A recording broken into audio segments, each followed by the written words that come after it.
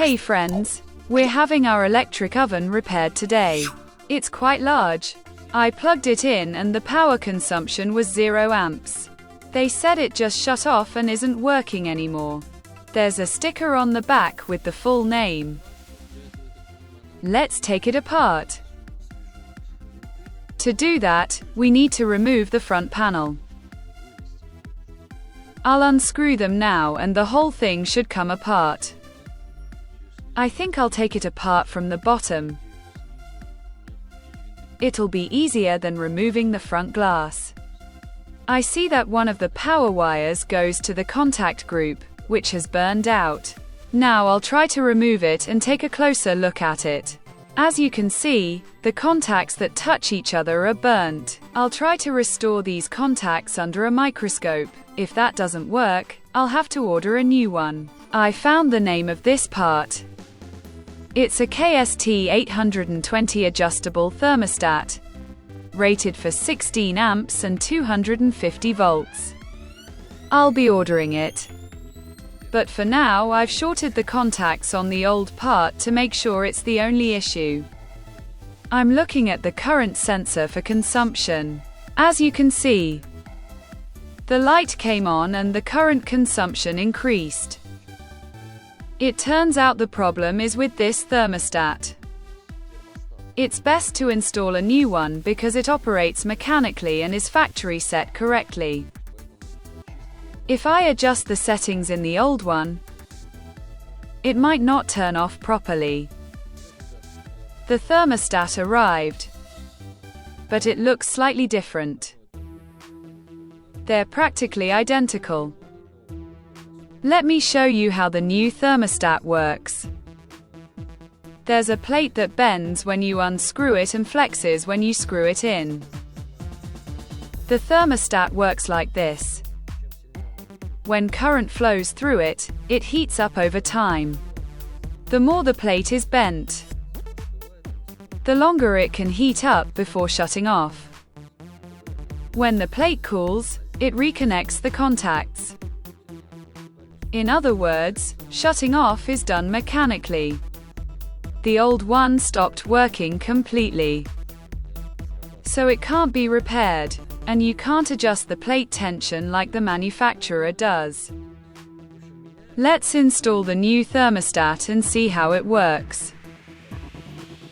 But the new part needs to be slightly redesigned because the switch isn't positioned correctly. This means the notch on the plastic handle won't align with the set degrees.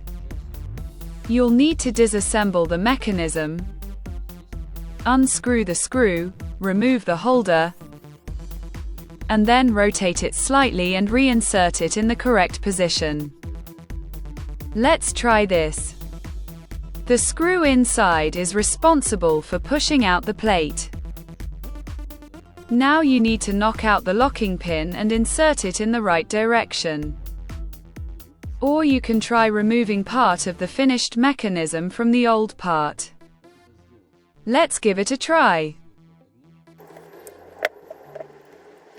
And now she's getting out of it.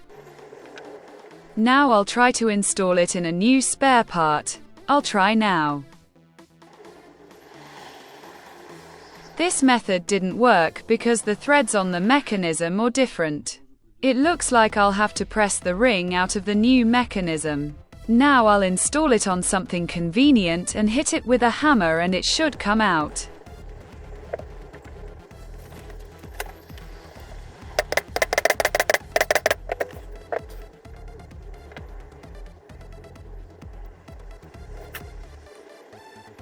Now I need to install it in the same position as it was on the old part.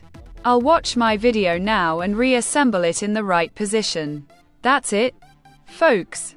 I've installed it in place and now I need to put the plastic shift knob back on. Let's check how it works now.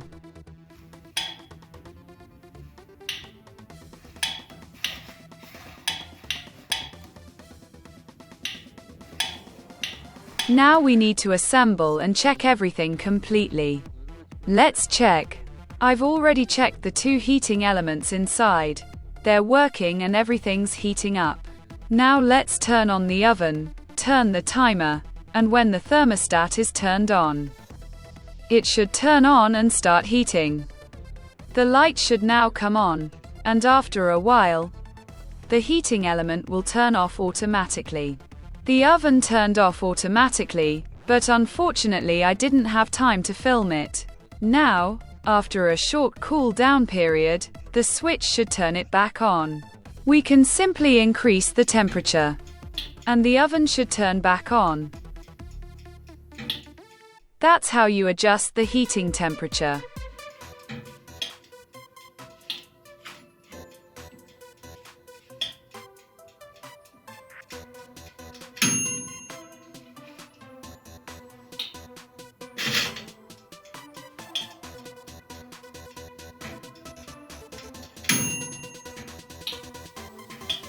Done.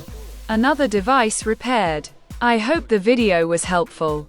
Subscribe to the channel so you don't miss new videos. Bye.